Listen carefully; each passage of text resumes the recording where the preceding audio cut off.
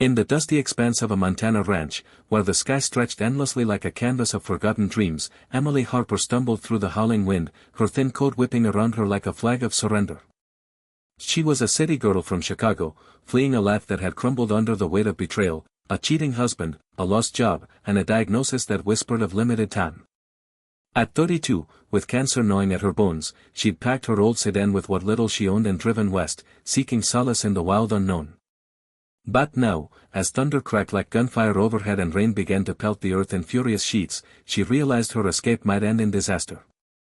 Her car had sputtered to a halt miles back, engine flooded, leaving her to trek on foot toward a faint light in the distance, a weathered ranch house silhouetted against the storm.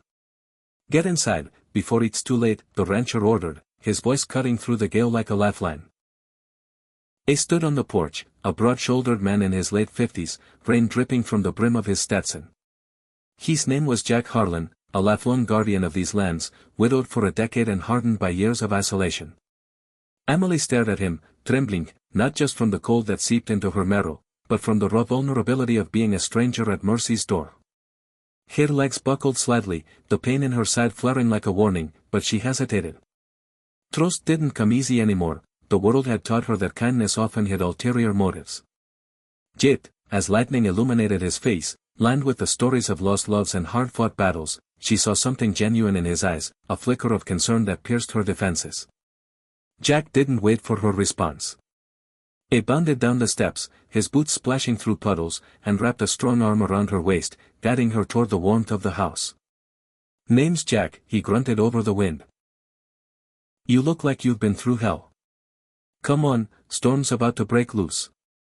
Inside, the ranch house was a sanctuary of simplicity, a crackling fireplace, worn leather chairs, and the faint scent of pine and coffee. Emily collapsed onto a couch, her body shaking as Jack draped a quilt over her shoulders. He busied himself in the kitchen, brewing tea without a word, giving her space to breathe.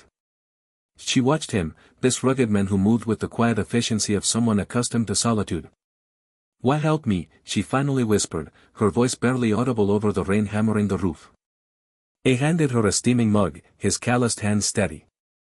"Because out here, we don't leave folks to the elements. Ranch life's taught me that much." As the storm raged outside, Emily began to unfold her story in halting fragments, the divorce, the illness, the desperate drive to outrun her fate. Jack listened without interruption, his face a mask of quiet empathy. He shared little of himself at first, but as the hours ticked by, the power flickered out, plunging them into candlelit intimacy. That's when he opened up. His wife, Sarah, had died of the same cruel disease 10 years prior. "Fought like a lioness," he said, his voice cracking. "But in the end, it took her. Left me with this place in a hole that never fills." Emily's trembling returned, but this time from shared sorrow. An unexpected bond formed in that dim room, two souls battered by loss finding solace in mutual understanding. The night deepened, and with it came an unforeseen turn. As Emily dozed fitfully, a thunderous crack echoed, not from the sky, but from the barn nearby. Jack bolted upright, grabbing a lantern. Tornado warning on the radio earlier, must have hit the outbuildings. It rushed out, leaving Emily alone with her fears. But she couldn't stay put, something stirred within her, a spark of selflessness she thought cancer had extinguished. Despite her weakness, she followed, pulling on a rain slicker from the hook by the door. Outside, chaos reigned, the barn's roof had partially collapsed, and Jack was inside, desperately trying to free his prized horse, Thunder, trapped under debris. The wind howled like a beast, threatening to tear everything apart. Emily's heart pounded as she pushed through the storm, her body protesting every step.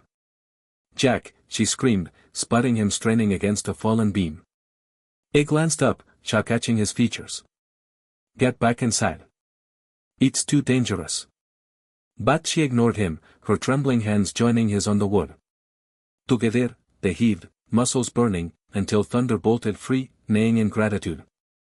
In that moment, amid the fury, Emily realized the profound truth: her life, though fragile, still held power to help others. She wasn't just a victim, she was capable of heroism. Jack pulled her close as they staggered back to the house, the tornado's roar fading into the distance.